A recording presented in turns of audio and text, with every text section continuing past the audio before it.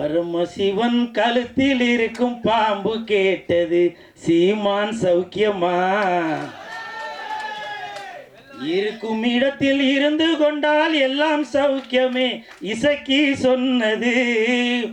அதில் இல்ல, இதில் அர்த்தம் உள்ளது. இயக்குனர் திரு இசக்கி கார்வண்ணன் அவர்களிடம் நான் கேட்டேன், சார் நம்ம படத்திற்கு இசை வெளியீட்டு விழாவுக்கு யார் சிறப்பு விருந்தினராக வருது அப்படின்னு.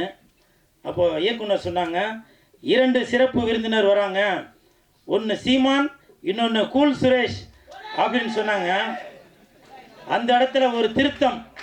என்ன திருத்தம்னா, சிறப்பு விருந்தினர் என்றால் அது சீமான், சிரிப்பு விருந்தினர் என்றால் அது கூல் சுரேஷ்.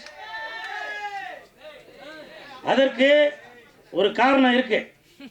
என்ன காரணம்னா, சீமான் என்றால் எழுச்சி, கூல் சுரேஷ் என்றால் குளிர்ச்சி, நாம் தமிழருக்கு உண்டு வளர்ச்சி.